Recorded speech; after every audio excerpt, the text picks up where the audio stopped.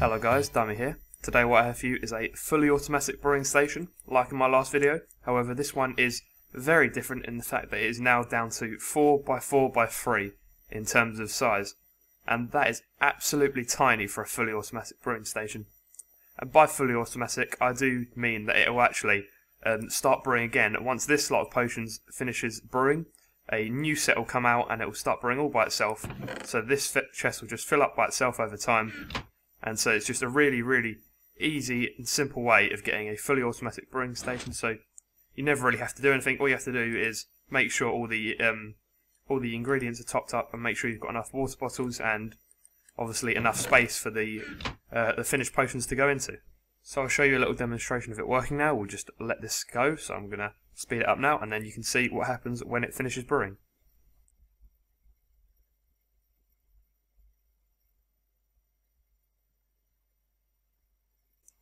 And as you'll be able to see now, the items are just going to fall out. There they go, and the new water bottles come in, and then the new ingredients also come in, so it just starts brewing all by itself, and all the bottles go in here, and then there'll be one left in here, just because that's how the system works. And basically, yeah, that's it working. Now on to the tutorial. These are the items you're going to need. So all the redstone materials are at the top, and then you're going to need some things for making the storage space. And the powered rail and the minecart chest are actually, because I'm going to be using Minecraft PG5's infinite storage space, because that's just the easiest way to get huge amounts of storage, because the water bottles, as you may know, do not stack. So that is why you need a lot of storage space to make this work well and last long. And down here, these 54 items are just unwanted ones that will be going into the timer that are in the back, so they'll just be going in the hopper. They don't actually serve a purpose as a block, so don't worry what this is. And this is just the ingredients, of course, so it depends what you're making. You can make whatever you want. It can be any potion from up to 5, which is the maximum anyway, and it's really simple to make. So we're going to start things off by having your brewing stand and then your chest facing towards you, and then you're going to have a hopper going into that, so that's obviously where the items are going to go. So this is just your reference point really, so you know where the front of it is and things like that.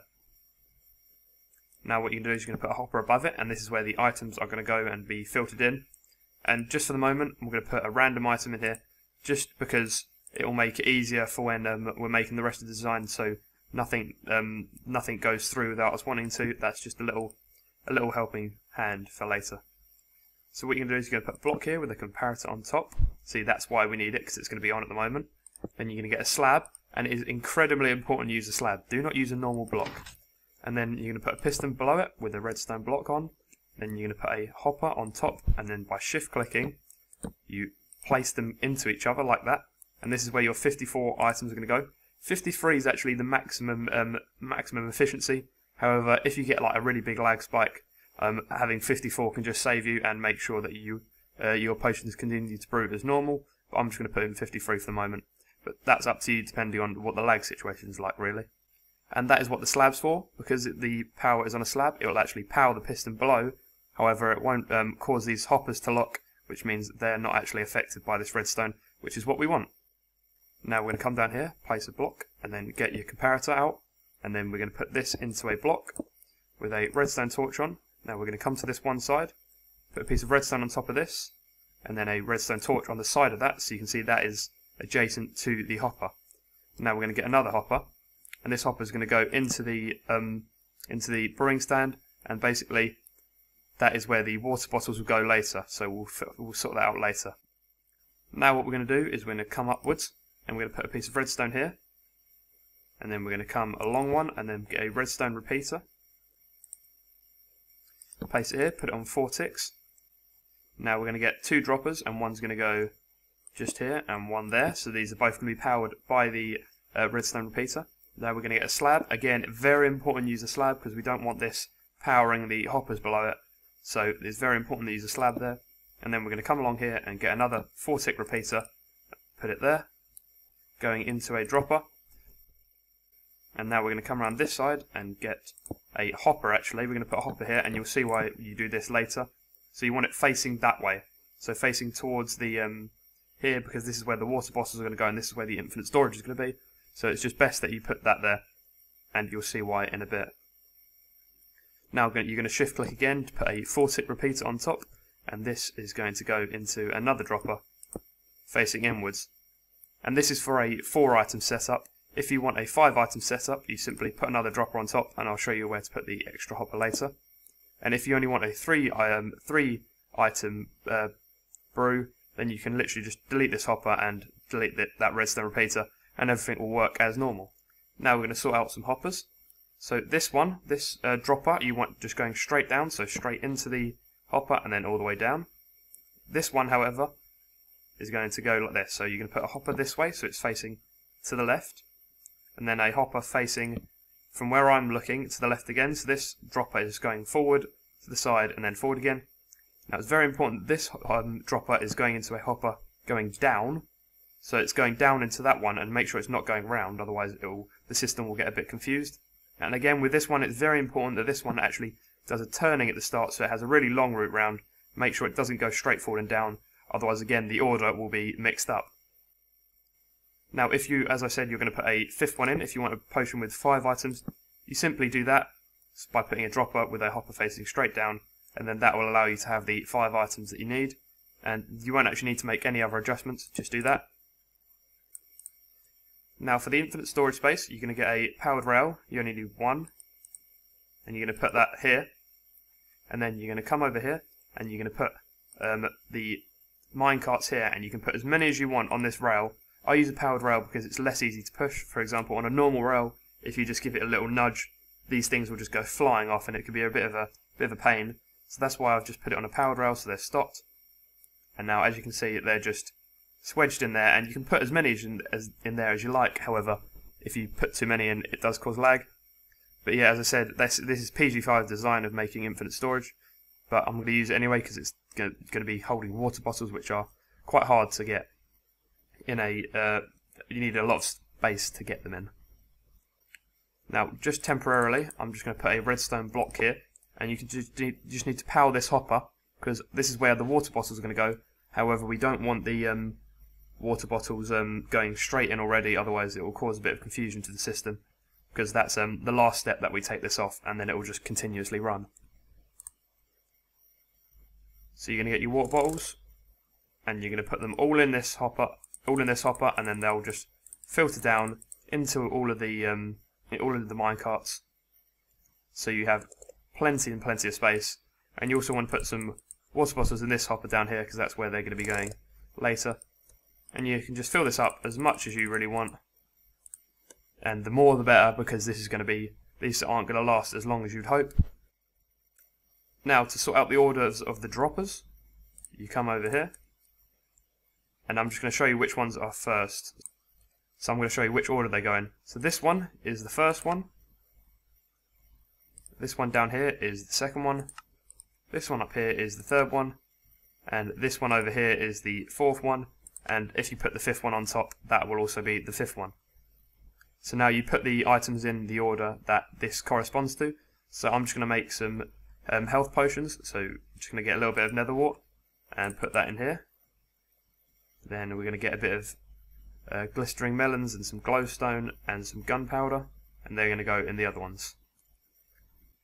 And now, just to finally get the thing ready for starting, I'm going to get the same ingredients again, and I'll show you what to do with them. So now you want to get one of each of the items that you've already got in the hoppers, and you're going to put one in the top of this one, and then you're going to place the items just in here like this, and then you can take out that random item over there, and I'm just going to put that back into the hopper over here. Just there are 54. And now, as soon as I remove this redstone block, the system will start, and it will just continuously go and put all the items into this chest until the water bottles run out. And the cool thing about this is when the water bottles actually do run out, nothing actually happens. Obviously the production will stop, but as soon as you put more water bottles in, they'll restart. Another thing I want to go over is if the chest space fills up, then you actually have to take out the bottles from here manually, like the brewed bottles, once the ingredients have all gone out, and then it'll just start the production up again as normal. While this is brewing, I also want to just go over another little design tips. So you can actually place hoppers on top of these three just for extra space, and then you can put a hopper down on the back of this one if you want more items to go in there. So there's plenty of room for expanding storage for them items, and of course you can expand this wherever you want. And if you really wanted, you could actually turn the hopper around the other way and place 2 chests here like that, just to have a little bit more space in this small area. So this is the final part. As you can see, we've got instant health too, and they're going to be turned into splash potions, and as soon as they do, they'll be dragged out and the new items will go in.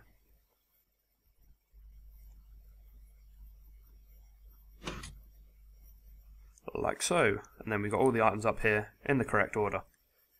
Now onto the functionality of this. I just want to say a massive thank you to mcKrawll, who gave me the idea of using this. He actually sent me a video response of his designs to my last video, because my last one used the data update detector, and it was really big, but it was more of just a concept, and he showed me like the smallest designs I've ever seen for brewing stands, and he used setups similar to this for the for this little timer part, and I tried not to do copy him too much, so I only used his timer really, and then from then on I worked my own way around and managed to get it down to 3x4x4, and I can tell you I put a hell of a lot of work for getting these down to this small. So as I'll show you, there might even be a picture on screen now of what I did on the mcKrawll server. So his so a link to his channel will be in the description. Please do go check him out, because he's come up with some really cool designs of how to do this, and yeah, just do go check them out. So how this works, basically the items will sit in here because they can't obviously all fit in the brewing stand, and then we've got a comparator over here, and so this just locks all the items over here while the system is going, and this just means that none of the hoppers are firing, and that keeps the brewing stand locked with a redstone torch over there. And then this is actually currently unlocked, but that doesn't affect it because there's too many items in the bottom anyway, so that doesn't actually matter. However, when you get one item left, when you get no items left and this signal turns off, then this will retract and the items will be going back over here, and so this will end up turning off after the last item's brewing, which is how long. That's why there's 54 items in here, because that's how long it takes for the one item to brew by itself. So that will go over here, and then this will eventually turn off after all the items have left here, and at that point the items are dragged out of here, so it's open long enough that the 3 items are dragged out of here, but in that time this also closes, so no more water bottles can be going in for a few seconds while the water's going out, and then after that's done the new items will go in. And in this time we also have a set of droppers up here which are on delays just to get the timings right, and this basically just obviously puts the new items in, and that's actually how the system restarts again, because one item will go, as the items will go through here, this will set off the comparator again, and then the items will start going back into the other one, causing the hoppers to switch round again so that they are open and closed as they need to be. Now there is one slightly bad point to this whole thing, and that's that it occasionally doesn't work. Not in this orientation it always does work, and this orientation is, if you can see now, this is north, so if you're facing north or south, it'll work perfectly. However, very occasionally when it's facing the other way, it just seems to not work, and one of the items just isn't pulled out, and I have no idea why, because it's not like it doesn't always not work in that direction. It's just like 1 in 10 won't work in the other orientation, and I have no idea why. However, also on servers, so I built this on the mcKrawll server, which is a really cool server in case you guys did not know. But I built this on there, and it works all the time in every orientation on that server. So it seems to be just a single player thing that's causing this not to work in occasionally in one orientation, and I have no idea why. So before you when you've made it, make sure that it does work, because there's a very, very slim chance that it won't work. But I just thought I'd let you guys know so you don't say I didn't give you all the information you needed. Now that just about does it for this episode, guys. Thank you very much for watching. Please do show your support, because a lot of work did go into this, so thank you very much, and I'll see you next time.